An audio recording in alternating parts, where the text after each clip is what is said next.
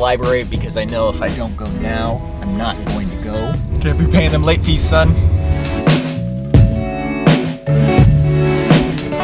So I got this, Sorry to Bother You. The guy who wrote it and directed it, Boots Riley, I saw him in this movie called One Giant Leap. It seemed very interesting, so I want to see what that movie's all about. And then my brother recommended this book. Looks very interesting. Let's go home and read that.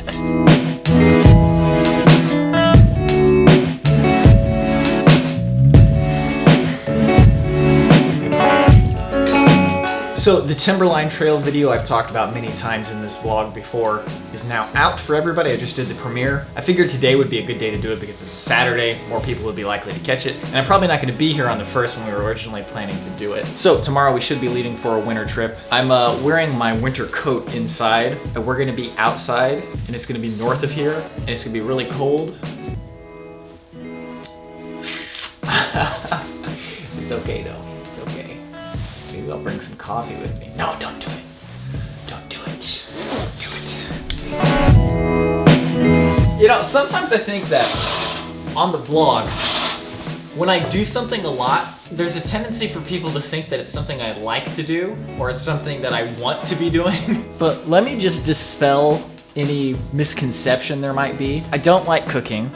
I do like eating, and I do like watching Deep Space Nine. So if I got rich, I would hire a cook so fast, and I would never cook another meal myself again. And it would be glorioso Estefan. So my brother recommended this book to me based off of something I said in my vlog, but I'm not sure what. So far, it's basically talking about focusing on something and not being distracted. I think that's probably more of a simplification than what he's actually talking about, but it's kind of hard to explain this last point he just made. But basically, your email inbox is filled with a whole bunch of things, right? Most of them are pretty stressful. If your life is constantly filled with thoughts about that inbox and you're constantly going back and checking it and doing those menial tasks, your brain starts to formulate this structure of what your life is, and it thinks that it's a stressful, negative life because everything in that inbox usually is. He hasn't gotten to the solutions just yet, but I hate how distracted I am. When I'm editing a video in Premiere, whenever anything takes like a couple of seconds to load or to render, I always tab over to the internet and just randomly fill my mind with some useless piece of gunk. And I hate how little control I have over that. It's just like so automatic now. So that's a behavior I've been wanting to change for a while now anyway, so I'm curious what his strategies are. But the first half of the book is telling you what the problem is, and the second half of the book is telling you how to fix it. So once I get to that, I'll let you know. Actually, this sums it up pretty well. If we give rapt attention to important things, and therefore also ignore shallow negative things, we'll experience our working life as more important and positive. Makes sense?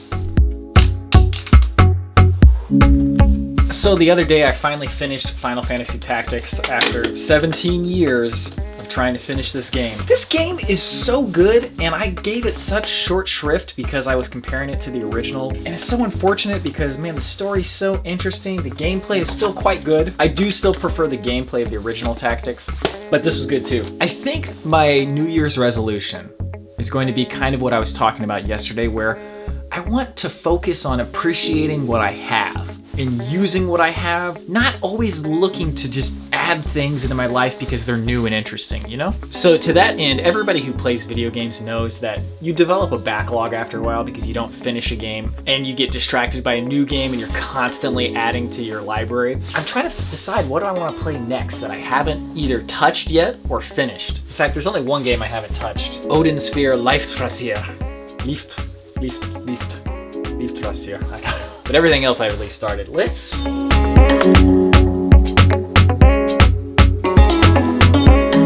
So these are all of the games that I've bought at some point and still have a desire to actually finish. One of the things that you might notice is that a lot of these games are like 100 hours long.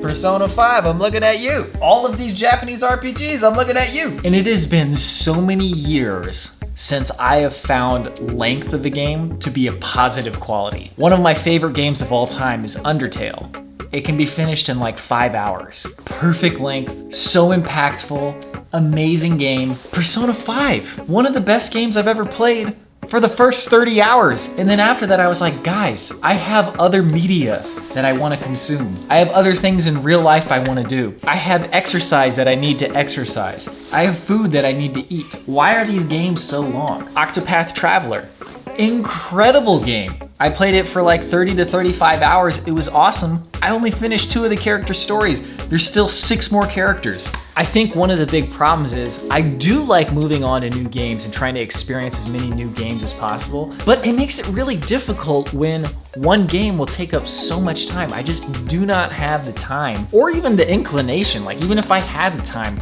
I wouldn't spend 50 hours playing just one game, you know? And I suppose you could say, well, you could play a little bit of this and then you play a little bit of that, but I find that I lose focus when I switch from game to game, which I do all the time. It makes the experience of each game less than what it could be. I wanna like experience like these works of art for their full experience with headphones on, no distractions. With a movie, it's much easier to just be like, okay, I'm gonna dedicate 2 hours, I'm gonna watch this movie, it's gonna be great. With these, it's like you have to find so many different opportunities to have a nice 1 or 2 hour session where you can really get invested in it. Because when you're, what's his name, not John Marston?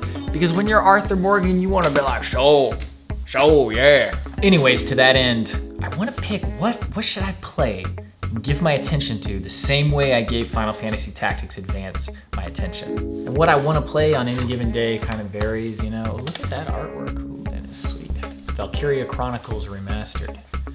I unboxed that on the vlog like ages ago. I've only played like a few hours of it. Okay, so I've developed a plan. It's going to be Red Dead and Octopath. I will play Red Dead when I have good chunks of time to actually sit down, sit in front of my beautiful TV that my dad got me and a beautiful sound. Thanks again, Dad. And then Octopath, it's much more conducive to bite-sized chunks. So since it's on the Switch, I will play that when I get the opportunity. And then most importantly, I need to stop buying new games and I need to stop reading about new games all the time. There's one game coming out in January, Kingdom Hearts 3. That I'm dropping everything in my life to play that game. So none of this will matter come January 29th. But beyond that, I need to stop distracting myself, you know? Kind of like what that book's talking about.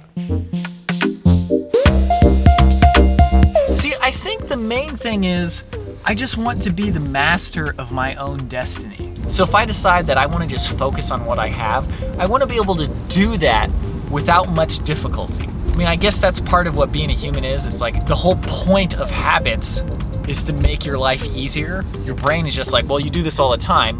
Let me just automate the process for you. I want to be more in control of my brain than I am and my behavior. I want to decide this is how I'm behaving.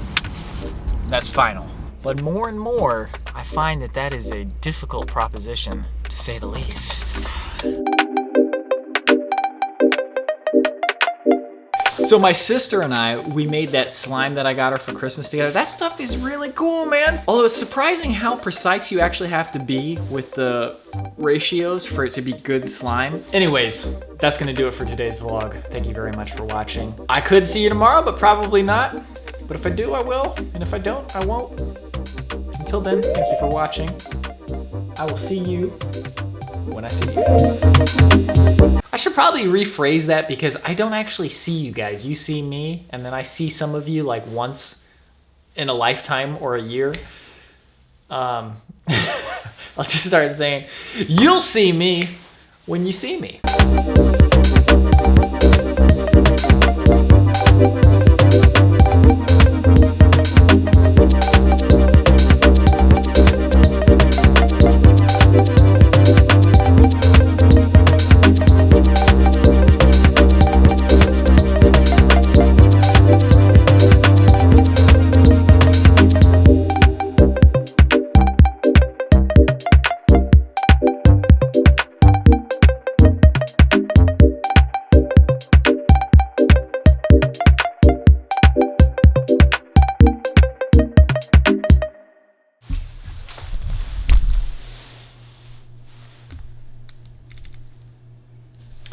Terrible lighting, just terrible lighting. How can my house have